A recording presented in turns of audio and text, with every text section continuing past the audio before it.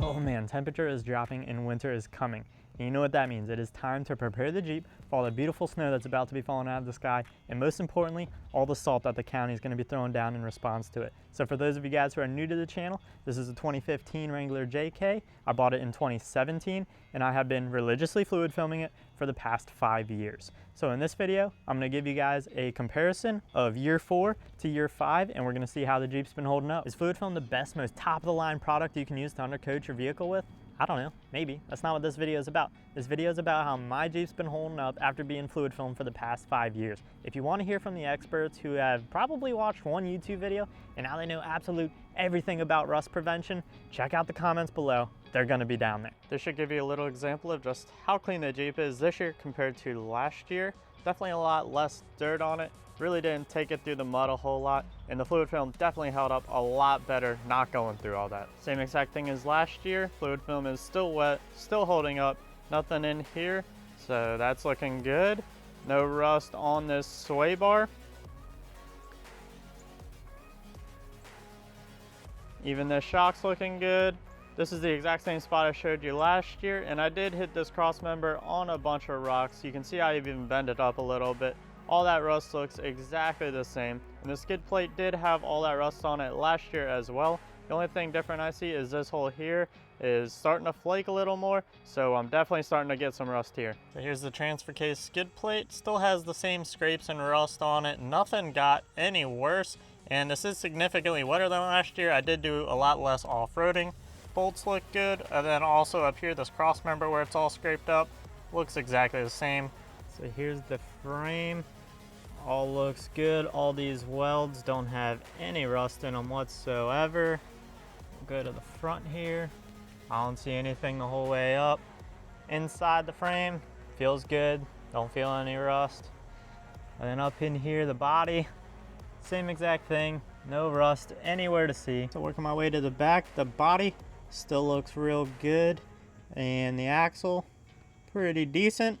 This pumpkin did have some rust on it last year right here. Still has that same rust. I didn't touch it, but the fluid film is still on here and it is wetter than it was last year. So here's that funky paint spot I was talking about in my last video. Still weird to me how this is only happening in this one area. The good thing is it doesn't look like it's any worse from last year. It looks exactly the same. So still a little bit gooey in here, but that's all right. Guess we just gotta kind of live with that. Here's the back, our hitch receiver. Don't see anything that needs talked about back here. All still looks pretty good.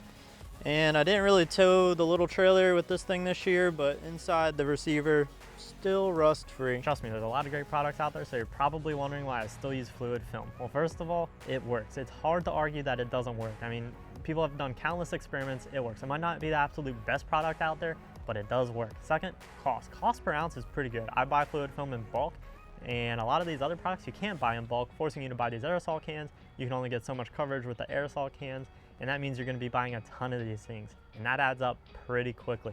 Third, I like the fact that it stays liquid, so if I get a rock chip, I like to off-road my Jeep, so if I get a scrape or something, that fluid film is just gonna creep its way back into those areas, and I'm not gonna have to worry about coverage there. A lot of these wax products, if you do get a rock chip, a scrape, it's not gonna creep back in, and that metal is now gonna be unprotected.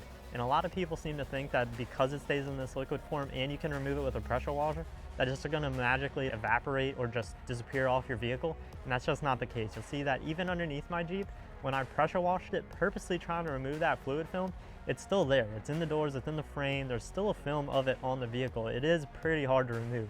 And even under normal driving conditions, it's not gonna just disappear. It stays on your vehicle. And then last, I'm running an experiment with my Jeep with fluid film, and I have fluid film everywhere. I'm not getting rid of it. So if I change the product, how do I know if it's the residual fluid film that's like working really well, or if it's this new product that's really well?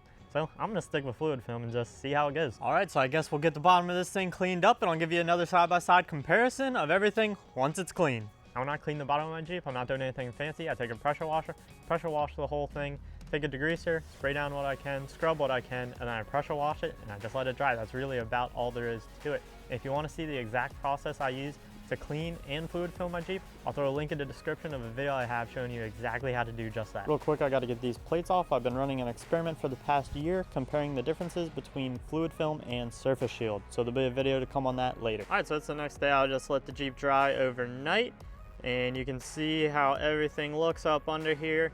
Nothing too wild. I don't really see anything different from last year. Underneath the Jeep, up under here, like the cross members look really good. This stuff up here is just dirt. It is not rust. I can just kind of wipe that off, and there still is a residual fluid film on just about everything. Even last year, this paint was flaking off the differential and axle tubes. Doesn't look too much worse than it did, and I remember this rust, and it kind of doesn't look like it got any worse, so that is pretty good. Here's the shocks. They were kind of rusting out, so I just sanded them down and just threw some black paint on there just to try to make them last a little bit longer, and it looks like it seemed to work. So here's the hitch receiver. Nothing crazy going on there. Everything looks real good. All right, so we're looking underneath the doors right now. Even though that paint is coming off, it still looks pretty good. That's just dirt up in here. Same dirt from last year. Up here, kind of the same thing. Even though I did bang this up on some rocks, it still looks really good. Here's the same bolts from last year, and it does kind of look like this stuff is starting to like get some like little rust bubbles underneath it, but it's not. It's just fluid film. If I were to wipe that off, it would be perfectly smooth. Here's the cross member. Looks pretty good. Hopefully you can see this. There's the front control arms and the front axle. Front axle actually looks really good. Front suspension. And inside the frame, probably can't tell, but it looks just fine. Take you over to the passenger side. Got a little bit of rust in that knuckle. Same exact paint coming off. A little bit of rust on that bracket, but that was there last year. Other than that, still looks pretty good. Now looking at like kind of these rubber components, bump stop still seems just fine. Sway bar bushing here looks really good. Like these boots on all your tie rod ends and everything look real good. Well, it's that time, so I'm gonna go ahead, change my clothes, and get the Jeep spread. All right, Jeep's got his shoes back on, and the best part about fluid film is that frame looks brand new again. So in conclusion, I really didn't see any major differences from year 4 to year 5. But if you guys want to see year 6, make sure you hit that subscribe button. I'll throw a couple links in the description. I'll throw a link of my video where I show you how to apply fluid film. I'll also throw the link of my year 4 review. And then I'll also throw a link on my website. You can go on my website and I list all the products I use on that page. So see you guys on the next one.